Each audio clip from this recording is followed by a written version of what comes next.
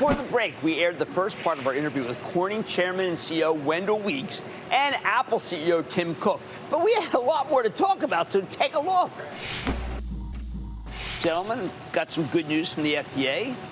Our Apple Watches will be the way we can measure hypertension, the leading killer of people in the world. Now, I don't know, Wendell, I know that's your glass. That's my wife. That's your glass. But you've got to be proud of what you guys have created with the Apple Watch. We're so excited about being able to participate in something that is actually going to help people's health as well. Well, that has been your mission. That's absolutely right. You know, we think we're going to notify 1 million people in the first year alone that they have hypertension, and to get them to reach out to their doctors to come up with a regimen. Do people do it? Do people use a lot of the different healthcare things you've got involved with it right now? It's unbelievable, Jim. I get notes every day from people who maybe they fell and was incapacitated, and the watch called out emergency services for them. Maybe they were in a crash and the same thing transpired. Maybe they have AFib and didn't know it, and the doctor told them that they would have died if not having reached out. And so all the time, I'm getting notes. Well, why don't you just go back to Harrodsburg and just touch on kind of like the our town perception here. There are a lot of towns that had factories in them. We all know them. Some of us grew up in them. And then the factories left because it was a bargain. We had cheap goods, but they got the jobs. China got the jobs. Why did Corning stay? So we view it as our responsibility as an American company and as management that when we dedicate a plant in a community, that we view that as a social contract.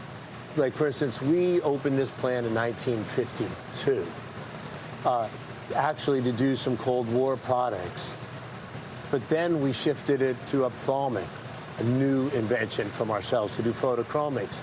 But then that product had its inevitable maturity and cycle. So then we brought another of our inventions here, LCD. And then when Steve came to us and Apple came to us for the very first Gorilla Glass, we brought that innovation here. So for us, what we have to be able to do is view communities and our people as we'll do whatever products here that we innovate, and we're committed to it. So that's why when you walk around the factory, you'll meet people who they're third generation Corning employees in this factory. But what the people today are doing has nothing to do with what their grandfather did. All right. Now, in 2017, we got together. You had just come up with $1 billion American manufacturing plan, of which you folks were involved. Now it's $600 billion. Yes. That, of course, the interstate highway system costs $600 billion in real dollars. I mean, these days dollars. You're making a commitment to America. I don't know, Tim, how you can put it all to work. How many Wendell Weeks are there? How many Cornings are there? Well, we do business with 9,000 different partners across the U.S. To different, small, medium, and large kind of companies. We're in all 50 states with these suppliers, and there's 450,000 jobs collectively across that footprint. And we are very proud to be expanding that further this year to the $600 billion level. And I do think that over the next 4 years, which is the time period that we're talking about, we'll be able to put that to work. Well, that would be monumental, though. It was hard for the U.S. government to put $50 billion to work in the CHIPS Act. They really didn't have it together to do it. Why will Apple be able to do it? Well, I think there's a couple things. One is we have a global footprint. And so when you're able to divert production from other places to make production for the global environment, all of a sudden it goes up exponentially, because the U.S. is about a third of our demand, give or take. Okay. And so you can add a lot by making it global. And then stitching together the end-to-end supply chain in semiconductors, I can't stress how important this is and how much that will add to what we're doing. Now, when I think about what has to be accomplished, I know there are a lot of people who feel this is a White House decision, and if Apple didn't do this, there would be big tariffs on what they make. I listened to what you said about Steve Jobs calling you. He did not call Beijing and say, I want the best glass. It is not like Apple to do that either. I mean, there's a perception. You do so much business overseas, it does make sense to build a lot of stuff where it is economic. But are you telling me it is economic for you and for me, for my trust as a shareholder, to think that it is the right thing to find enough workers in America to do the kind of thing you want to do? Yeah, I think it's absolutely in the best interest of the shareholder. I think it's also in the best interest of the employees in America. And we're thrilled to do it. And we're getting significant support from the administration to pull that off. You know, the president has said that he wants more in the United States. Right. And we want more in the United States. But you did this this idea, a brilliant idea in Detroit, where you opened up just in August. Now, that's something that you should tell people about, because I think you're going to have to replicate that in many cities in order to be able to find the Americans you need to do the kind of work you're talking about. Yeah, we opened a manufacturing academy just last month in August. And what we hope to do is touch many small and medium businesses that can bring more manufacturing into the United States and help train them.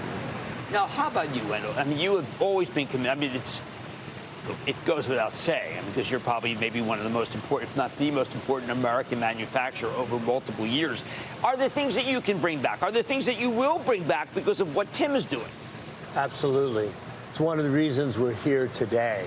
If you just think about bringing 100% of the worldwide production of the iPhone and the Apple Watch to this factory, that is an enormous increase in manufacturing here. And now, as we do that, as you discuss people, what we'll do is to get those people, we will bring them on board. We do apprenticeships.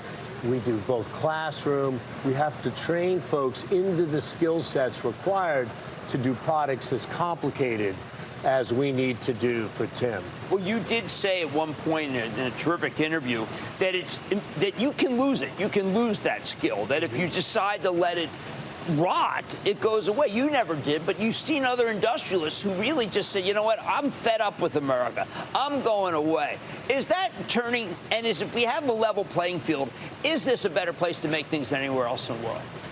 Absolutely, this can be a low-cost platform as well as an innovative platform. We've already proven it in fiber optics.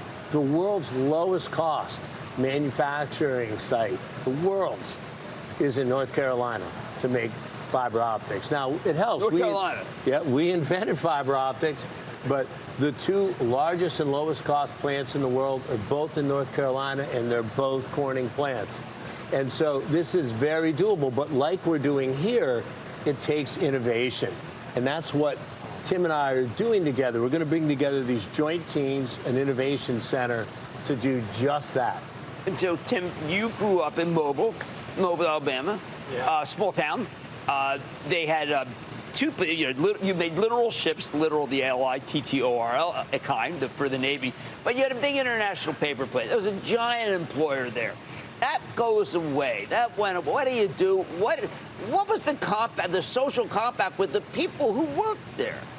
Yeah, I do come from a very small town called Robertsdale. It's a few thousand people. They're great, salt-of-the-earth people. I come from a blue-collar family. My dad was in the shipbuilding business. And it's still around. It needs to be revitalized, right. and hopefully that is happening. But I've seen the communities when things go away, and it's so important that there be a hub of economic activity in different places. Because if we take this plant as an example, this plant creates so many jobs out in the community as well, because you have more restaurants, more stores, more groceries, all the things that people buy that work here. And so it's it's a virtuous cycle to create a hub of activity. And we're doing that across America in 79 different factories now. And are you putting them like Nucor does? They look and see where the workforce had been left behind that was qualified by other companies that just went away. Are you right now planning on things in cities that we don't know about that are going to be helped by Apple the way we've never seen a city be helped? There will definitely be different places that have those characteristics, yes.